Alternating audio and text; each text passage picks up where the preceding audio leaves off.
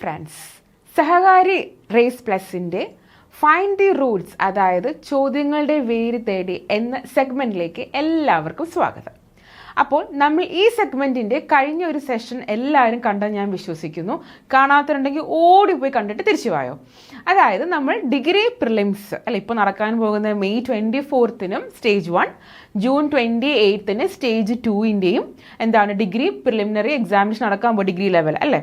അപ്പോൾ അവർക്ക് വേണ്ടിയിട്ടും അല്ലെങ്കിൽ ഇനി എഴുതാൻ പോകുന്നവർക്ക് വേണ്ടിയിട്ടും അതേപോലെ SB CID നോട്ടിഫിക്കേഷൻ വന്നിട്ടുണ്ട്. ആരും പറഞ്ഞല്ലോ അയക്കാൻ. ജൂൺ 4 അവസാനത്തെ ഡേറ്റ്. അപ്പോൾ അതിനു വേണ്ടി പ്രിപ്പയർ ചെയ്യുന്നവർക്കും ഈ ക്വസ്റ്റ്യൻസിനെ കുറിച്ചൊരു ഒരു അറിവ് നേടാനുള്ളൊരു സെഗ്മെൻറ്റാണിത്, ഫൈൻഡിങ് ദ റൂട്ട്സ്, അതായത് ചോദ്യങ്ങളുടെ വേര് തേടി അല്ലേ. അപ്പം നമ്മൾ പ്രീവിയസ് ഇയർ ക്വസ്റ്റ്യൻ ഞാൻ ലാസ്റ്റ് സെഷനിൽ പറഞ്ഞതുപോലെ നമ്മുടെ ഈ ചോദ്യങ്ങൾ കേരള PSC ഒരുപാട് കാലം റിപ്പീറ്റ് ചെയ്ത് ക്വസ്റ്റ്യൻസ് ഒക്കെ വരാറുണ്ട്. അപ്പം നമുക്ക് ഈ ചോദ്യങ്ങൾ എവിടെ നിന്നാണ് PSC എടുക്കുന്നത്. അപ്പം നമ്മൾ ലാസ്റ്റ് സെഷൻ നമ്മൾ കുറച്ച് പൊളിറ്റി ക്വസ്റ്റ്യൻസ് കണ്ടായിരുന്നു അല്ലേ, ഒരു 3-4 പൊളിറ്റി ക്വസ്റ്റ്യൻസ് കണ്ടു. അത് എവിടെ നിന്നാണ് നമ്മൾ വന്നത് നമ്മൾ കണ്ടു. അപ്പം നമുക്ക് മനസ്സിലായി ഇങ്ങനെയൊക്കെ പഠിച്ചാൽ ഉറപ്പായിട്ട് നമുക്ക് കേരള PSCയിൽ ഒരു ജോലി ഉറപ്പാണെന്ന് മനസ്സിലായി അല്ലേ. അപ്പം ഇന്നത്തെ സെഷനിലും കുറച്ച് ക്വസ്റ്റ്യൻസ് ആണ്, ഒരു 2-3 ക്വസ്റ്റ്യൻസ്, വളരെ ചെറിയ ക്വസ്റ്റ്യൻസാണ്. നമുക്കത് ക്വസ്റ്റ്യൻസ് കാണുമ്പോൾ നിങ്ങൾ വിചാരിക്കും ഇതൊക്കെ എങ്ങനെ എഴുതും, ഭയങ്കര പാടുള്ള ക്വസ്റ്റ്യൻസ് ആണല്ലോ. പക്ഷെ അല്ല, ഇത് എവിടെ നിന്ന് വരണം നമുക്ക് എളുപ്പമല്ലേ, സിമ്പിളായിട്ട് കണ്ടുപിടിച്ച് നമുക്ക് പഠിക്കാൻ പറ്റും. അപ്പം നമുക്ക് ആ സെഗ്മെൻറ്റിലേക്ക് നമ്മുടെ ഇന്നത്തെ സെഷനിലേക്ക് നമുക്ക് കിടക്കാം. എല്ലാവരും നേരെ ഇങ്ങോട്ട് പോകുന്നോളൂ, നമുക്ക് കാണാം. So degree level exam PYQ ആണ്. ഫസ്റ്റ് ക്വസ്റ്റ്യൻ ആദ്യം എല്ലാവരും ഒന്നത് വായിച്ച് നോക്കിയിട്ട് നിങ്ങളുടെ മനസ്സിലൊരു ഉത്തരം നിങ്ങൾ സെറ്റ് ചെയ്ത് വെച്ചോ. എന്നിട്ട് നമുക്ക് നോക്കാം ഉത്തരം ശരിയാണോ ഇല്ലേ എന്നുള്ളത്. ഓക്കെ, എല്ലാവരും വീഡിയോ ഒന്ന് പോസ്റ്റ് ചെയ്ത് വെച്ചിട്ട് വായിച്ച് നോക്കുക കേട്ടോ. വായിച്ച് നോക്കിയിട്ട് നിങ്ങളതിന് ഉത്തരം കണ്ടെത്തി വെച്ചതിന് ശേഷം നമുക്ക് ഡിസ്കസ് ചെയ്യാം. അപ്പോൾ arrange the following renewable energy sources in the decreasing order of their contribution to electricity generation in India. ഇതാണ് ചോദ്യം. ചോദ്യം വന്നിട്ട് സിമ്പിൾ ചോദ്യമാണ്. റിന്യൂവബിൾ എനർജി റിസോഴ്സസ് അതിൻ്റെ ഡിക്രീസിങ് ഓർഡർ എന്ന് വെച്ചാൽ വലുതിൽ നിന്ന് ചെറുതിലേക്ക് അല്ലേ. ഡിക്രീസിങ് ഇൻക്രീസിങ് ഓർഡർ എന്താ അറിയാലോ. ഡിക്രീസിങ് എന്ന് പറയുമ്പോഴത്തേക്ക് വലുതിൽ നിന്ന് ചെറുതിലേക്ക്. Okay, decreasing order of their contribution to electricity generation in India, കുറഞ്ഞു വരുന്ന രീതിയിൽ നമ്മൾ നിൽക്കുക. ഈ പറഞ്ഞിരിക്കുന്ന 3 എനർജി സോഴ്സസും വെരി ഇമ്പോർട്ടൻ്റ് ആണ് അല്ലേ. Solar, wind, biomass. സോളാർ എന്ന് പറഞ്ഞാൽ നമുക്കറിയാം സൺലൈറ്റിലാണ് വരുന്നത്. വിൻഡ് നമുക്കറിയാം കാറ്റിൻ്റെതും. ബയോമാസ് എന്ന് പറയുമ്പോഴത്തേക്കും നമ്മുടെ വേസ്റ്റ് പ്രോഡക്ട്സും ഇതെല്ലാം വെച്ചിട്ടുണ്ടാകുന്ന ബയോഗ്യാസ്, ബയോമാസ് നമ്മൾ കേട്ടിട്ടുള്ളതാണ് അല്ലേ. അപ്പോൾ നമുക്ക് ഈ സോളാർ വിൻഡ് പവർ, ബയോമാസ്, അപ്പോൾ ഇതിൽ ഏതൊക്കെയാണ് ശരിക്കും പറഞ്ഞാൽ ഇതിൽ വരുന്നതെന്നാണ്. ഇതൊന്നും ആലോചിക്കുമ്പോൾ നമുക്ക് തോന്നും, നമുക്ക് ഒരു കാര്യം എല്ലാവർക്കും അറിയാം, നമ്മുടെ ഈ പ്രപഞ്ചത്തിലെ ഏറ്റവും വലിയ എനർജി സോഴ്സ് എന്ത് തന്നെയാണ്? സൂര്യൻ അല്ലേ. അപ്പം നമുക്ക് സോളാർ എനർജി ഒരു കോമൺ സെൻസ് ഉള്ളവർക്ക് സാധാരണ കുട്ടികൾക്ക് പോലും മനസ്സിലാവും. ഇപ്പോൾ സോളാർ എനർജി ആയിരിക്കും ആദ്യം വരിക എന്ന് മനസ്സിലാവും. അപ്പം ഫസ്റ്റ് പറഞ്ഞത് സോളാർ എനർജി എല്ലാവർക്കും മനസ്സിലാവും. അപ്പം സോളാർ എനർജി വരുന്ന 2 ഓപ്ഷൻ, നമുക്ക് 3 ഓപ്ഷൻ ഇവിടെ ഉണ്ട് അല്ലേ. അപ്പം നമുക്ക് ഈ C നമുക്കങ്ങ് കട്ട് ചെയ്യാം. കാരണം ഈ ലോകത്തെ ഏറ്റവും വലിയ എനർജി സോഴ്സ് എന്ന് പറയുന്നത് എന്ത് തന്നെയാണ്? സൂര്യൻ തന്നെയാണ്. അപ്പോൾ സോളാർ പവർ ഫസ്റ്റ് വരും. അത് കഴിഞ്ഞിട്ട് വരുന്നത് അപ്പോൾ ഈ 3 നമുക്ക് കിട്ടിക്കഴിഞ്ഞു. അത് നമുക്ക് ഡൗട്ട് വരും, ഇതിനിപ്പോൾ എന്താ വരിക, ബയോമാസ് ആണോ വിൻഡാണോ എന്നുള്ളത്. അവിടെയും കൺഫ്യൂഷൻ്റെ ആവശ്യമില്ല. നെക്സ്റ്റ് എന്ത് തന്നെ വരുള്ളൂ, വിൻഡ് ആയിരിക്കും വരിക, വിൻഡ്. സോ സെക്കൻഡ് വിൻഡ് വരുന്ന ഒറ്റ ഓപ്ഷനേ ഉള്ളൂ, ഓപ്ഷൻ D. നമുക്ക് അതിലേക്ക് എത്താൻ കഴിയും. ഇല്ലെങ്കിൽ ഒന്നും വേണ്ട, ഇത് രണ്ടാമത് വരുന്നത് വിൻഡ് ആണെന്നെങ്കിൽ ഓർത്താൽ മതി അല്ലേ. അപ്പോൾ ഈ തന്നിരിക്കുന്ന ഓർഡർ തന്നെയാണ് ഇതിൻ്റെ ആൻസറും, solar power, wind power and biomass. അപ്പോൾ ഇത് ഇങ്ങനെ പഠിച്ചിട്ട് പോകുന്ന ഒരു കുട്ടി അല്ലെങ്കിൽ ഒരു കോമൺ സെൻസ് വെച്ച് കണ്ടു ഇത് എവിടെ നിന്ന് അവരെടുത്തെന്ന് അറിയണ്ടേ. കേരള PSC ഈ ക്വസ്റ്റ്യൻ ചോദിച്ചത് ഏത് സോഴ്സ് എന്നാണെന്നുള്ളത് നമുക്ക് അറിയണം. അതിനാണ് source 10th NCERT social science. 10th NCERT social science. 10th NCERT social സയൻസിൽ നിന്നാണ് ഈ ചോദ്യം ചോദിച്ചിരിക്കുന്നത്. അവിടെ കൃത്യമായിട്ടും അവർ ഈ ഒരു പറഞ്ഞിരിക്കുന്ന ഓർഡർ പോലെ തന്നെയാണ് ടെസ്റ്റിൽ കൊടുത്തിരിക്കുന്നത്. ഫസ്റ്റ് സോളാർ എനർജി, പിന്നെ വരുമ്പോൾ വിൻഡ് എനർജി, പിന്നെ വരുമ്പോൾ ബയോഗ്യാസ്, ഇത് ബയോമാസിൽ വരുന്നത്. അവർ കൃത്യമായിട്ടും നമ്മുടെ NCERT അനുസരിച്ച് തന്നെയാണ് അവർ എന്ത് ചെയ്തിരിക്കുന്നത്, കൊടുത്തിരിക്കുന്നത്. അപ്പോൾ സപ്പോസ് നിങ്ങൾ ടെക്സ്റ്റ് ബുക്ക് വായിച്ചിട്ടില്ലെങ്കിൽ പോലും നിങ്ങൾക്കിത് സിമ്പിളായിട്ട് ആൻസർ ചെയ്യാൻ പറ്റുന്നതാണ് അല്ലേ. ഇപ്പം സോളാർ എനർജി, അതായത് സൂര്യന്റെ എനർജിക്ക് അപ്പുറം എന്തെങ്കിലും ഉണ്ടോ ഈ ലോകത്ത്? ഇല്ല. അപ്പോൾ സൂര്യൻ, ഇപ്പം നമ്മൾ നമ്മുടെ പ്ലാന്റ്സ് ആണെങ്കിലും ശരി തന്നെ ഏറ്റവും കൂടുതൽ എനർജി എടുക്കുന്ന എവിടെ നിന്ന് തന്നെയാണ്? സൺലൈറ്റിൽ നിന്നാണ്. സോ നമുക്ക് സോളാർ എനർജി നമുക്ക് എടുക്കാൻ പറ്റും. അപ്പോൾ നമുക്ക് അതിൻ്റെ സോഴ്സും കിട്ടിക്കഴിഞ്ഞു. 10th NCERT. സിമ്പിൾ അല്ലേ? ഇതെന്ത് സിമ്പിളാണെന്ന് നോക്കി. നമ്മൾ വെറുതെ എന്താണ് ആലോചിച്ച് തെറ്റിക്കുക, അല്ലെങ്കിൽ നമ്മൾ കുറേ വലിയ വലിയ പുസ്തകങ്ങളൊക്കെ വായിച്ച് നോക്കി സമയം കളയേണ്ട കാര്യമുണ്ടോ? സിമ്പിൾ അല്ലേ ചോദ്യങ്ങളൊക്കെ? ഓക്കെ. അപ്പോൾ നമുക്കിനി അടുത്ത ക്വസ്റ്റ്യൻ നോക്കാം. ഇത് 2ാമത്തെ ചോദ്യമാണ്. ഇതും ഡിഗ്രി ലെവൽ പ്രിലിമിനറി 2024 ചോദിച്ച ക്വസ്റ്റ്യൻ തന്നെയാണ്. സിമ്പിൾ ക്വസ്റ്റ്യൻ ആണ്. ഇത് നോക്കൂ. In 1933 Mahatma Gandhi withdrew from all political activity and made a countrywide tour covering a distance of 12,504 miles. 504 miles. 504 miles. This tour is known as. ഈ പറഞ്ഞിരിക്കുന്ന 4 യാത്രകളിൽ ഏത് യാത്രയാണ് 1933 മഹാത്മാഗാന്ധി തൻ്റെ എല്ലാ പൊളിറ്റിക്കൽ ആക്ടിവിറ്റി, കുറേ മൂവ്മെൻറ്റ്സ് ഒക്കെ നടന്നുകൊണ്ടിരിക്കുന്ന സമയമാണല്ലോ ഇന്ത്യൻ ഹിസ്റ്ററി എടുക്കുകയാണെങ്കിൽ. അന്നേരം അദ്ദേഹം എന്ത് ചെയ്തു? എല്ലാ പൊളിറ്റിക്കൽ ആക്ടിവിറ്റിയിൽ നിന്നൊക്കെ അദ്ദേഹം മാറി 1933 അദ്ദേഹം എന്ത് ചെയ്തു? ഒരു യാത്ര നടത്തി. ഒരു കൺട്രി വൈഡാണ്. അത് എന്ത് യാത്രയാണ് എന്നാണ് ചോദ്യം. ഈ പറഞ്ഞിരിക്കുന്ന എല്ലാം തന്നെ ഓൾമോസ്റ്റ് 1930 ആ സമയത്താണ്. ദണ്ഡി യാത്ര വരുന്നത്, പിന്നെ ജാൻ ജഗൻ യാത്ര വരുന്നത്, സമാജ യാത്ര വരുന്നത്, എല്ലാം ഹരിജൻ യാത്ര എല്ലാം 1930s കാലഘട്ടത്തിലാണ് വരുന്നത്. ഒരു പുസ്തകം വായിക്കുന്ന, അല്ലെങ്കിൽ നമ്മൾ NCERTയോ നമ്മൾ അല്ലെങ്കിൽ NCERT പോലെ തന്നെ ഹിസ്റ്ററിക്ക് പഠിക്കാൻ പറ്റിയ ഒരു ബുക്കാണ് എന്ത്? സ്പെക്ട്രം. ഇത് സിവിൽ സർവീസിൽ ഉള്ള ആൾക്കാർ പ്രിപ്പയർ ചെയ്യുന്നവരാണ് വായിക്കുന്നതെന്ന് പറയുന്നതുമല്ല. പക്ഷേ ഇപ്പോൾ കേരള PSCയും നമ്മുടെ സിവിൽ സർവീസിൻ്റെ ഒരു കാറ്റഗറിയിലെ ക്വസ്റ്റ്യൻസ് ഒക്കെ ചോദിച്ചു തുടങ്ങിയിട്ടുണ്ട്. അപ്പം നമ്മളും ഒട്ടും പിന്നിലേക്ക് പോകാൻ പാടില്ല. നമ്മൾ എന്ത് ചെയ്യുക? ആ കാറ്റഗറി വരുന്ന ബുക്സ് നമ്മൾ വായിക്കേണ്ടതായിട്ടുണ്ട്. അപ്പോൾ spectrum four modern India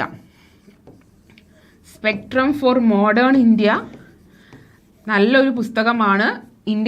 modern Indian ഹിസ്റ്ററിക്ക് ഇറ്റ്സ് വെരി ഗുഡ് ബുക്ക്. നല്ലൊരു പുസ്തകമാണ്. അപ്പോൾ നിങ്ങളെല്ലാവരും തന്നെ ഈ ഒരു പുസ്തകം മേടിച്ചിട്ട്, എൻ്റെ റീസെൻ്റ് എഡിഷൻ മേടിച്ചിട്ട് പഠിക്കുന്നത് നല്ലതായിരിക്കും. ഹിസ്റ്ററിയിൽ മാറ്റങ്ങളൊന്നും വരാൻ പോകുന്നില്ല, എന്നാലും റീസെൻ്റ് എഡിഷൻ ആയിരിക്കും എന്തുകൊണ്ടും ബെറ്റർ ഓപ്ഷൻ. ഓക്കെ. അപ്പോൾ ഈ ഒരു ബുക്കിൽ നിന്നും നമുക്ക് പഠിക്കാൻ പറ്റും. NCERT ഒത്തിരി NCERT നിങ്ങൾക്ക് 6ാം ക്ലാസ് മുതൽ 12ാം ക്ലാസ് വരെ NCERT വായിക്കാൻ ബുദ്ധിമുട്ടുള്ളവർക്ക് ഈ ഒറ്റ പുസ്തകം വായിച്ചാൽ മതി. മനസ്സിലായോ? ഫുൾ ഇന്ത്യൻ മോഡേൺ ഹിസ്റ്ററി മൊത്തം നമ്മുടെ കയ്യിലിരിക്കും. ക്യാപ്സൂൾ രൂപത്തിൽ കിട്ടുന്ന ഒരു പുസ്തകമാണ്. ഇത് ഫുള്ള് വായിച്ചു കഴിഞ്ഞാൽ നിങ്ങൾക്ക് ഉറപ്പായിട്ട് ഹിസ്റ്ററി നല്ലോണം ആൻസർ ചെയ്യാൻ പറ്റും കേരള PSCയിൽ. ഓക്കെ. അപ്പോൾ നമുക്ക് അത് ഇവിടേക്ക് വരാം. അപ്പോൾ ഇതാണ് ചോദ്യം അല്ലേ? 1933 മഹാത്മാഗാന്ധി എവിടെയാണ് പോയത്? ഇത് എന്ത് ടൂറാണ് ചോദിച്ചത്? അപ്പോൾ ഇതെല്ലാം 1930s കാലം. ദണ്ഡി യാത്ര നമുക്കറിയാം അല്ലേ? ദണ്ഡി യാത്ര 1930 നടന്നതാണ്. എല്ലാവർക്കും അറിയായിരിക്കും. അപ്പോൾ നമുക്ക് B അങ്ങ് കളയാം അല്ലേ? ബാക്കി 3 ഈ ജൻ ജഗാരൻ യാത്ര എന്ന് പറയുന്നത് ഇറ്റ്സ് ലൈക്ക് ഒരു എവേക്കണിങ് ഓഫ് ഇന്ത്യ. നമ്മുടെ ആൾക്കാരെ ഒന്ന് ഉയർത്തിക്കൊണ്ടുവന്നും ആ ഒരു യാത്രയാണത്. പിന്നെ സമത്വം വെച്ചാൽ എന്താണ്? ഇക്വാളിറ്റി, സോഷ്യൽ ഇക്വാളിറ്റിക്ക് വേണ്ടി നടത്തിയൊരു യാത്രയാണ്. പിന്നെ ഉള്ളത് ഹരിജൻ യാത്ര എന്ന് പറയുന്നത് നമുക്കറിയാം. ഈ ഗാന്ധിജി പൊതുവെ എന്താണ് ഈ ഡിപ്രസ്ഡ് ക്ലാസ് അല്ലെങ്കിൽ താഴ്ന്ന ജാതിക്കാർക്ക് വേണ്ടി ഒരുപാട് കാര്യങ്ങൾ ചെയ്യുകയും അവർക്ക് വേണ്ടി അഹോരാത്രം പ്രയത്നിക്കുന്ന ഒരാളായിരുന്നു അല്ലേ?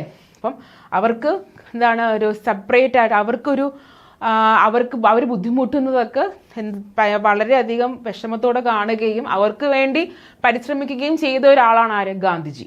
അപ്പം നമുക്ക് ഒരു ചെറിയൊരു ഇപ്പോൾ ഇത് ഹിസ്റ്ററി ഒരു സീരിയസ് ആയിട്ട് കേരള PSC പഠിക്കുന്ന ഒരു ആസ്പിറൻറ്റ് അല്ലെങ്കിൽ ഒരു ഉദ്യോഗാർത്ഥിക്ക് ഗാന്ധിജിയെ കുറിച്ച് പഠിക്കുമ്പോൾ എപ്പോഴും ഓർമ്മ വരുന്ന അദ്ദേഹം ഒരു ലോവർ കാസ്റ്റ് താഴ്ന്നിടത്തിലുള്ള ആൾക്കാർക്ക് വേണ്ടി പ്രയത്നിക്കുന്ന ഒരാളാണ്. അപ്പോൾ ഇവിടെ ഹരിജൻ എന്ന് പറയുന്നത് തന്നെ, ഹരിജൻ എന്ന് പറഞ്ഞാൽ അദ്ദേഹം താഴ്ന്ന ജാതിയിലുള്ള ആൾക്കാരെ, ലോവർ കാസ്റ്റ് പീപ്പിൾ അല്ലെങ്കിൽ കുറച്ച് ബുദ്ധിമുട്ട് അനുഭവിക്കുന്ന ആൾക്കാരെ അദ്ദേഹം വിളിച്ചിരുന്ന പേരുമാണ് എന്ത്? ഹരിജൻസ്. അപ്പോൾ നമുക്കൊരു ചെറിയൊരു കണക്ഷൻ കിട്ടിക്കഴിഞ്ഞാൽ മഹാത്മാഗാന്ധി നമുക്ക് നേരെ ഇങ്ങോട്ട് പോയി എഴുതാൻ പറ്റും.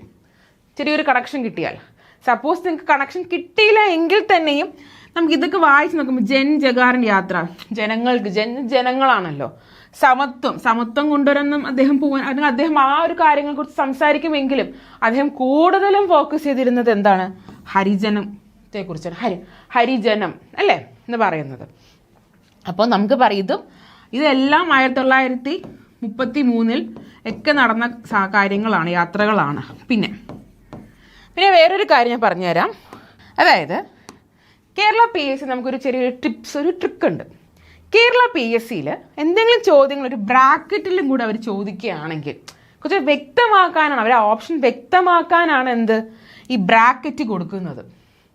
അങ്ങനെ ചോദിക്കുന്ന ചോദ്യങ്ങൾ ഒരു 85-90% അത് തന്നെയായിരിക്കും അതിൻ്റെ ഓപ്ഷൻ.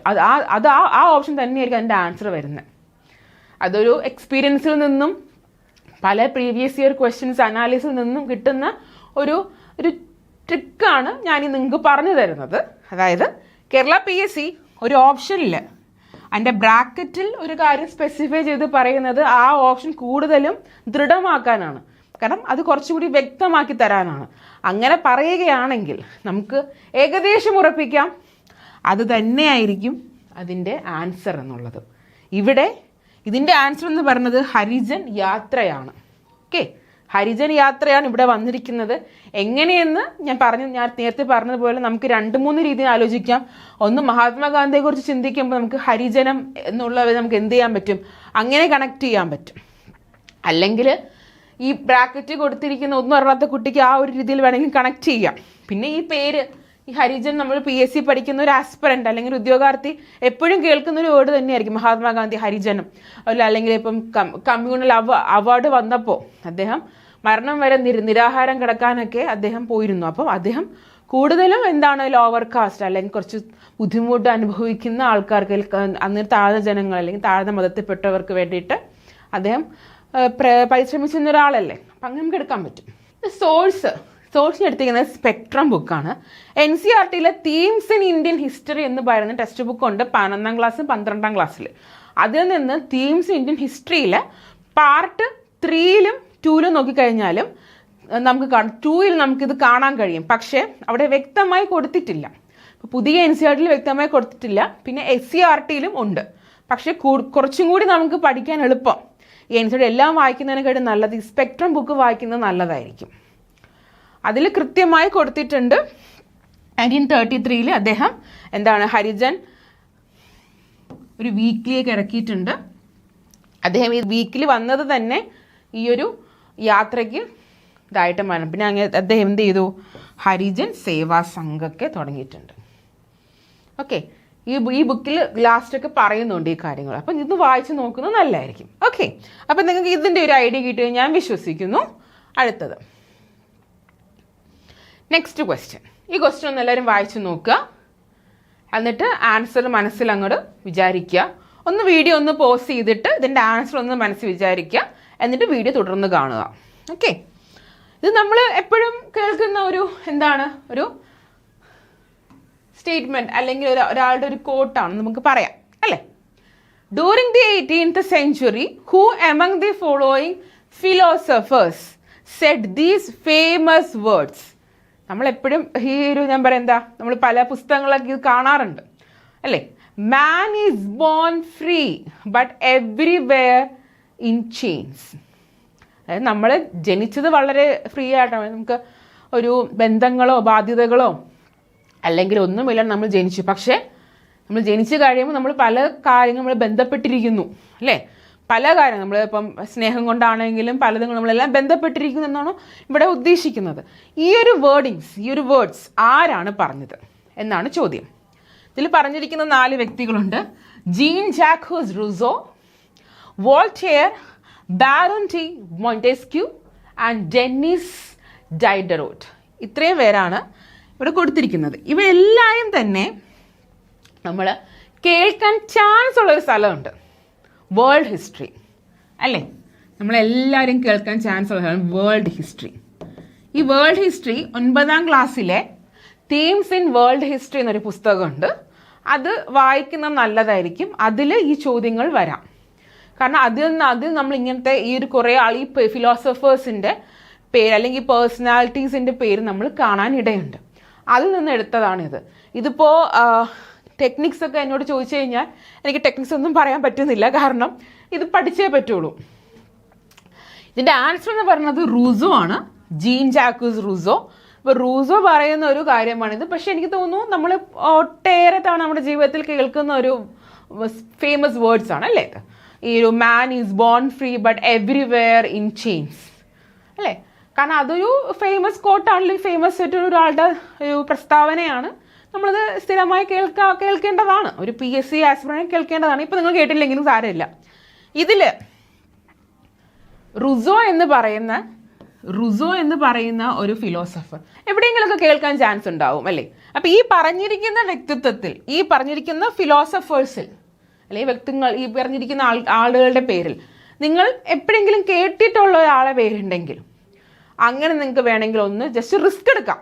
അപ്പം നിങ്ങൾക്ക് അറിയില്ലെങ്കിൽ ഒന്ന് റിസ്ക് എടുക്കാം. റൂസോ ഞാൻ കേട്ടിട്ടുണ്ടോ, എനിക്കൊന്ന് ആൻസർ ചെയ്ത് നോക്കാം എന്ന് നിങ്ങൾക്ക് വേണമെങ്കിൽ കൊടുക്കാൻ പറ്റും. മനസ്സിലായല്ലേ? അപ്പോൾ നമുക്ക് അങ്ങനെ റൂസോ എടുക്കാൻ പറ്റും. ഇല്ലെങ്കിൽ ഇത് എവിടെ നിന്ന് വന്നെന്ന് അറിയണ്ടേ? Which is comes from 9th class NCERT history French revolution. ശരിക്കും പറഞ്ഞാൽ 11th വേൾഡ് ഹിസ്റ്ററി പഠിക്കണം. അതിൻ്റെ കൂടെ നമുക്ക് വേൾഡ് ഹിസ്റ്ററി നിങ്ങൾ 11th പഠിച്ചില്ലെങ്കിൽ നമുക്ക് എന്താണ് ഇപ്പം നിങ്ങൾക്ക് 9th വായിക്കാൻ പറ്റിയില്ല എങ്കിലും കുഴപ്പമില്ലെങ്കിൽ 11th പഠിച്ചാലും അത് അതിലുണ്ടാവും. പക്ഷെ കുറച്ചും കൂടി താഴ്ന്ന ക്ലാസ്സിൽ ഞാൻ പോയതാണ്. അതായത് 9th class NCERT എന്നുള്ളൊരു ഇതാണ് ചോദിച്ചിരിക്കുന്നത്. റൂസോ അദ്ദേഹത്തിൻ്റെ സോഷ്യൽ കോൺട്രാക്ട് എന്ന് പറയുന്ന ഒരു ബുക്കുണ്ട്, അതിൽ അദ്ദേഹം പറയുന്നതാണെന്നുള്ളത് താഴെ പറയുന്നുണ്ട്. ഓക്കെ, ഈ ബുക്കിൽ നിന്നാണ് അവർ പറഞ്ഞിട്ടുള്ളത്. ഈ പുസ്തകത്തിൽ ഈ ഒരു NCERT പറയുന്നുണ്ട്. അപ്പോൾ ഈ ഒരു റൂസോ എന്ന് പറയുന്നത് ആണ് ഈ റൂസോ, ജീൻ ജാക്വസ് റൂസോയാണ് ഈ ഒരു ഫേമസ് ആയിട്ടുള്ള ഒരു പ്രസ്താവന പറഞ്ഞിട്ടുള്ളത്. ഓക്കെ, അപ്പോൾ ഇത്രയാണ് ഇന്നത്തെ നമ്മുടെ ക്വസ്റ്റ്യൻസ്. 3 ക്വസ്റ്റ്യൻസ് ഉണ്ടായിരുന്നുള്ളൂ. കാരണം നിങ്ങളിതൊന്ന് ഫെമിലിയർ ആകണം അല്ലേ? ഇതെങ്ങനെയാണ് ചോദ്യങ്ങൾ കണ്ടെത്തുന്നത്, അതിൻ്റെ വേരുകൾ നമുക്ക് എങ്ങനെ തേടി കണ്ടുപിടിക്കാം. അപ്പം നിങ്ങൾ ആ ഒരു സെഗ്മെൻ്റായിട്ട് ഫെമിലിയർ ആകണം. അതുകൊണ്ടൊന്ന് 3-4 ചോദ്യങ്ങൾ. പക്ഷേ ഇനി വരുന്ന സെഷനിൽ നമ്മൾ ഒത്തിരി ചോദ്യങ്ങൾ നമ്മൾ ആഡ് ചെയ്യുന്നതാണ്. ഓക്കെ, അപ്പം നിങ്ങൾക്ക് ഞാനൊരു ടാസ്ക് തരികയാണ്. ഇതാണ് ഒരു ചോദ്യം. ഇതൊരു ചോദ്യമാണ്. ഇതൊരു എക്കണോമിക്സ് ചോദ്യമാണിത്. ഇതൊരു എക്കണോമിക്സ് ചോദ്യമാണ്. ഇത് നിങ്ങൾക്ക് 11th 12th NCERT നിങ്ങൾക്ക് ഇത് കണ്ടുപിടിക്കാൻ പറ്റും. സോ അടുത്ത സെഷനിൽ നിങ്ങൾ വരുമ്പോൾ ഇതിൻ്റെ ചോദ്യം ഇനി ഒരെണ്ണം കൂടെ ഉണ്ട്. ഇതിൻ്റെ ഉത്തരം നിങ്ങൾക്ക് എന്തായാലും PSCയിൽ ഇതിൽ കയറി കിട്ടും. പക്ഷേ നമുക്ക് ഉത്തരമല്ല വേണ്ടത്, ഇതിൻ്റെ സോഴ്സാണ് വേണ്ടത്. അപ്പോൾ നിങ്ങൾ ഇനി അടുത്ത സെഷനിൽ വരുമ്പോൾ നിങ്ങൾ ഈ 2 ചോദ്യങ്ങളുടെയും സോഴ്സ് നിങ്ങൾ കണ്ടുപിടിച്ചിട്ട് വരണം. അത് കണ്ടുപിടിക്കുന്നവർ കമൻറ്റ് ചെയ്യുക. ഞങ്ങളുടെ കമൻറ്റ് ബോക്സിൽ ഇതെല്ലാം കമൻറ്റ് ചെയ്യുക. ടെലഗ്രാം ചാനലുണ്ട്. അപ്പോൾ നമുക്ക് ടെലഗ്രാം ചാനൽ ഇതിൻ്റെ ക്വസ്റ്റ്യനും ആൻസേഴ്സൊക്കെ നിങ്ങൾക്ക് അപ്ലോഡ് ചെയ്യും. എൻ്റെ യൂട്യൂബ് ലിങ്കും അപ്ലോഡ് ചെയ്യും വീഡിയോയുടെ. അപ്പോൾ നിങ്ങൾ അടുത്ത സെഷനിൽ വരുമ്പോൾ ഈ 2 ചോദ്യങ്ങൾ, ഇത് എക്കണോമിക്സിലുള്ള ചോദ്യമാണ്, ഈ 2 ചോദ്യങ്ങൾ ഉത്തരം ഞാൻ കണ്ടുപിടിക്കാൻ പറയുന്നില്ല, അത് നിങ്ങൾക്ക് എന്തായാലും പറ്റും. അതിൻ്റെ സോഴ്സ് ഒന്ന് കണ്ടുപിടിച്ചിട്ട് വായോ, നമുക്ക് അടുത്ത സെഷനിൽ നോക്കാം. സോ 2 ചോദ്യങ്ങൾ എളുപ്പമാണ്. സോഴ്സ് ഞാൻ പറഞ്ഞു തന്നിരുന്നു. എക്കണോമിക്സിൻ്റെ 11th and 12th NCERT ആണ്. അത് എവിടെ നിന്നാണ്, ഏത് ചാപ്റ്റർ ആണെന്ന് പറയാൻ പറ്റുമെന്ന് ജസ്റ്റ് നോക്കുക. ഓക്കെ, ഇത്രയാണ് ഇന്നത്തെ സെഷൻ. വളരെ ചുരുങ്ങിയ ക്വസ്റ്റ്യൻസ് ഉണ്ടായിരുന്നുള്ളൂ. അത് നിങ്ങളൊന്നും ഫെമിലിയർ ആവട്ടെ. അപ്പോൾ ഇനിയും ഈ സെഗ്മെൻറ്റ് നിങ്ങൾക്ക് വേണം, മോർ സെഷൻസ് നിങ്ങൾക്ക് ഈ സെഗ്മെൻറ്റിൽ വേണമെങ്കിൽ എല്ലാവരും കമൻറ്റ് ചെയ്യുക, വീഡിയോ ലൈക്ക് ചെയ്യുക, ആൻഡ് ഈ ചാനൽ സബ്സ്ക്രൈബ് ചെയ്യുക. അപ്പോൾ നിങ്ങൾ സബ്സ്ക്രൈബ് ചെയ്ത് ചാനൽ ലൈക്ക് ചെയ്ത് കമൻറ്റ് ചെയ്ത് കാത്തിരിക്കുമ്പോൾ ഞങ്ങൾ അടുത്ത വീഡിയോ ആയിട്ട് വരുന്നതായിരിക്കും. അപ്പോൾ എല്ലാവരും നല്ലോണം പഠിക്കുക. എല്ലാവർക്കും എൻ്റെ വക ഒരു വലിയ വിജയാശംസകൾ. Thank you.